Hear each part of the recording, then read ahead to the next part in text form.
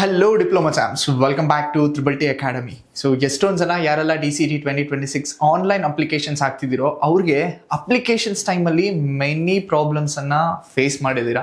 Specially ICSE and CBSE students. Sir ನನಗೆ ಡೇಟಾನೇ fetch ಆಗ್ತಿಲ್ಲ, next step ಹೋಗೋದಕ್ಕೆ ಆಗ್ತಿಲ್ಲ ಅಂತ ಎಷ್ಟೊಂದು ಜನ ಕಮೆಂಟ್ ಮಾಡ್ತಿದ್ರಿ, ಎಷ್ಟೊಂದು ಜನ ಪರ್ಸನಲ್ ಆಗು ಸಹ ರೀಚ್ ಆಗ್ತಿದ್ರಿ. ಅವ್ರಿಗೆ ಅಂತಾನೆ ಈ ವಿಡಿಯೋ ಮಾಡ್ತಿರೋದು. ಬಿಕಾಸ್ ನಾನು ಲಾಸ್ಟ್ ವಿಡಿಯೋದಲ್ಲೂ ಹೇಳಿದ್ದೆ ಟಿಲ್ ಮಂಡೇವರೆಗೂ ವೆಯ್ಟ್ ಮಾಡಿ ನೀವು ಅಂತ.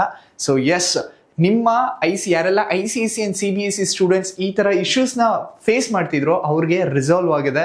Now you can apply for your DCT 2026 applications. So many of the students, ಅದಕ್ಕಿಂತ ಮುಂಚೆ ತಮ್ಮೆಲ್ಲರಿಗೂ ಗೊತ್ತಿರೋ ಹಾಗೆ ನಮ್ಮ ತ್ರಿಬಲ್ ಟಿ ಅಕಾಡೆಮಿ ಕಡೆಯಿಂದ ಎವ್ರಿ ಇಯರ್ DCT ಕ್ಲಾಸಸ್ಸನ್ನು ಕಂಡಕ್ಟ್ ಮಾಡ್ತಿದ್ದೀವಿ. ನಾಟ್ ಓನ್ಲಿ ಕ್ಲಾಸಸ್, ರ್ಯಾಂಕನ್ನು ಸಹ ಕೊಟ್ಟಿದ್ದೀವಿ. ಟಾಪ್ ಸ್ಟೇಟ್ ಫಸ್ಟ್ ರ್ಯಾಂಕ್ 2023 ಕೊಟ್ಟಿದ್ದೀವಿ, 2024 ಸ್ಟೇಟ್ ಥರ್ಡ್ ರ್ಯಾಂಕ್ ಕೊಟ್ಟಿದ್ದೀವಿ, 2025 state first rank again. And ಈ ವರ್ಷ ಯಾರೆಲ್ಲ ಫಸ್ಟ್ ರ್ಯಾಂಕ್ ತಗೊಂತಿದ್ದಾರೋ ಅವ್ರಿಗೆ 1 lakh rupees from triple T academy ಕೊಡ್ತಿದ್ದೀವಿ. ಸೆಕೆಂಡ್ ರ್ಯಾಂಕ್ ತಗೊಂಡವ್ರಿಗೆ 50,000 ತ್ರಿಬಲ್ ಟಿ ಅಕಾಡೆಮಿ ಕಡೆಯಿಂದ. ಸೊ ಐ ನೋ ನಿಮ್ಮಲ್ಲಿ ಖಂಡಿತವಾಗ್ಲೂ ಯಾರೆಲ್ಲ ಈ ವಿಡಿಯೋ ನೋಡ್ತಿದ್ದಾರೋ ಅವರು ಖಂಡಿತವಾಗ್ಲೂ 1 lakh rupees which means state first rank ತಗೊಳ್ಳೋ ಕೆಪಬಿಲಿಟಿ ನಿಮ್ಮಲ್ಲಿ ಇದೆ. ಸೊ ನೀವು ಜಸ್ಟ್ ಫೋಕಸ್ ಮಾಡಿ ಸ್ಟಡಿ ಮಾಡಬೇಕಷ್ಟೇ. ಸೊ ಹಾಗಾಗಿ ನಮ್ಮ ತ್ರಿಬಲ್ ಟಿ ಅಕಾಡೆಮಿ ಕಡೆ those who want to wish to join, you can contact to this number and then enroll yourself. So first, ಯಾರೆಲ್ಲ DCT 2026 specially CBSE and ICSE students apply ಮಾಡೋದಕ್ಕೆ ಹೋದಾಗ ನಿಮಗೆ ಈ ಥರ ಇಶ್ಯೂಸ್ ಅರೈಸ್ ಆಗ್ತಿತ್ತು. So ಎಷ್ಟೊಂದು ಜನ ಸರ್ ಈ ಥರ ಇಶ್ಯೂಸ್ ಬರ್ತಿದೆ, ಏನು ಮಾಡೋದು ಅಂತ ಕೇಳ್ತಿದ್ರಿ.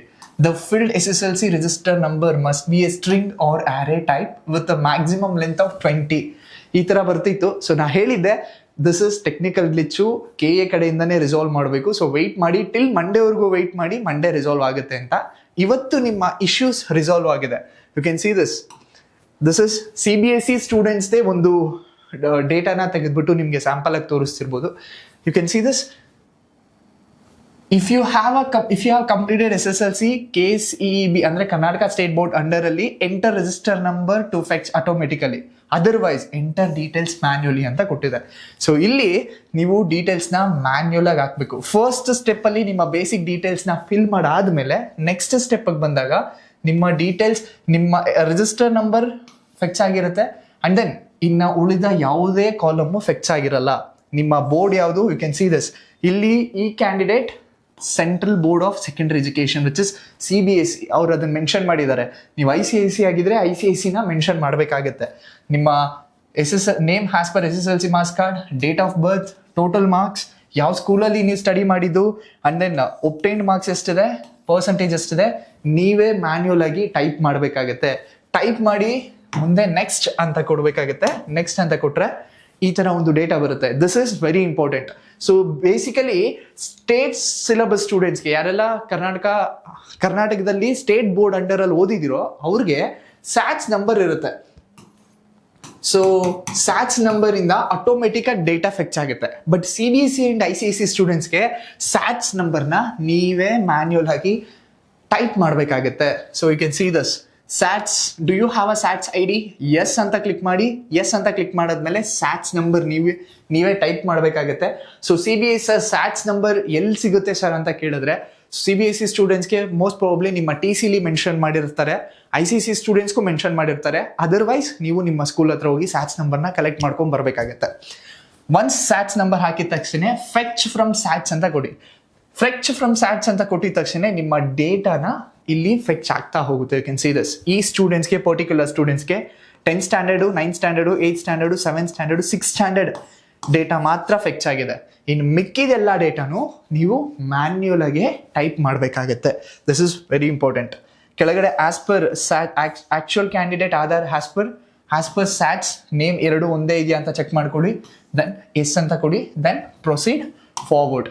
ಮಿಕ್ಕಿದ್ದು ಯು ಕ್ಯಾನ್ ಸಿ ದಿಸ್. ಮಿಕ್ಕಿದ ಎಲ್ಲ ಡೇಟಾನು ನೀವು ಮ್ಯಾನ್ಯುಯಲ್ ಆಗಿ ಟೈಪ್ ಮಾಡಬೇಕಾಗುತ್ತೆ. ಸ್ಟ್ಯಾಂಡರ್ಡ್ 3 ಯಾವ ಇಯರ್, ಯಾವ ಅಕಾಡೆಮಿಕ್ ಇಯರು, ಯಾವ ಸ್ಟೇಟು, ಯಾವ ರೀಸನ್ನು, ಯಾವ ಸ್ಕೂಲಲ್ಲಿ ಓದಿದ್ದೀರಾ, ಆ ಸ್ಕೂಲ್ ಯಾವ ರೀಸನಲ್ಲಿದೆ. ಅಂದರೆ ನಿಮ್ಮ diploma first year, second year, third year, ಈ ಎಲ್ಲ ಡೇಟಾನು ನೀವು ಮ್ಯಾನ್ಯುಯಲ್ ಆಗಿ ಹಾಕಬೇಕಾಗುತ್ತೆ. ಸೊ ದಿಸ್ ಇಸ್ ಯಾರೆಲ್ಲ CBSE ಆ್ಯಂಡ್ ICSE ಸ್ಟೂಡೆಂಟ್ ಇದ್ದಾರೋ ಸೊ ಅವ್ರಿಗೆ ಸ್ಪೆಷಲಿ ಈ ಇಶ್ಯೂಸ್ ತುಂಬ ಅರೈಸ್ ಆಗ್ತಿತ್ತು. ಸೊ ನಾವು ಯಾವುದೇ ಟೆನ್ಷನ್ ಇಲ್ದಲೆ ಆರಾಮಾಗಿ ಹಾಕ್ಬೋದು. So many of you reach ಆಗ್ತಿದ್ದೀರಾ ಪ್ರಾಬ್ಲಮ್ನ ಕೇಳಿಕೊಂಡು, ಎಲ್ಲರಿಗೂ ಸಹ ನಾವು ರೆಸ್ಪಾನ್ಸ್ ಮಾಡ್ತಿದ್ದೀವಿ. ಇಫ್ ಇನ್ ಕೇಸ್ ಯಾವುದಾದ್ರೂ ಪ್ರಾಬ್ಲಮ್ನ ರೆಸ್ಪಾನ್ಸ್ ಮಾಡ್ದಲೇ ಬಿಟ್ಟರೆ it is not because of response ಮಾಡೋಕ್ಕಾಗಲ್ಲ ಅಂತನ ಎಷ್ಟೊಂದು ಜನ ಸ್ಟೂಡೆಂಟ್ಸ್ ರೀಚ್ ಔಟ್ ಆಗ್ತಿದ್ದೀರಾ. ಸೊ ಹಾಗಾಗಿ ಒಬ್ಬೊಬ್ರಿಗೆ ಕಾಲ್ ಬ್ಯಾಕ್ ಮಾಡಿ ರೆಸ್ಪಾನ್ಸ್ ಮಾಡ್ತಿದ್ದೀವಿ. ಸೊ ಖಂಡಿತವಾಗ್ಲೂ ನಿಮಗೂ ಸಹ ರೆಸ್ಪಾನ್ಸ್ ಮಾಡ್ತೀವಿ. Stay tune and please weight. So ನಿಮಗೇನಾದರೂ ಸರ್ ನಮ್ಮ ಎಲ್ಲ ಡೌಟ್ಸ್ ಕುರಿತಾದಂತೆ ಒಂದು ಲೈವ್ ಸೆಷನ್ ಮಾಡಿ ಸರ್ ಅಂತ ಹೇಳಿದ್ರೆ ಕಮೆಂಟ್ ಬಾಕ್ಸಲ್ಲಿ ಲೈವ್ ಅಂತ ಟೈಪ್ ಮಾಡಿ. So maximum if it is ಏನಾದರೂ 80 ಅಥವಾ 100 ಕಮೆಂಟ್ಸ್ಗೆ ರೀಚ್ ಆದರೆ definitely we are coming on live. ನಿಮ್ಮ ಎಲ್ಲ ಡೌಟ್ಸು ಸಹ ರಿಗಾರ್ಡಿಂಗ್ ನಿಮ್ಮ DCT ಅಪ್ಲಿಕೇಶನ್ಸ್ ಡೌಟ್ಸು ಸಹ ಕ್ಲಿಯರ್ ಮಾಡ್ತೀವಿ. Only if it is reach that much of comments. Thank you and all the best. Live session ಬೇಕಾ? ಲೈವ್ ಅಂತ comment ಮಾಡಿ. Thank you.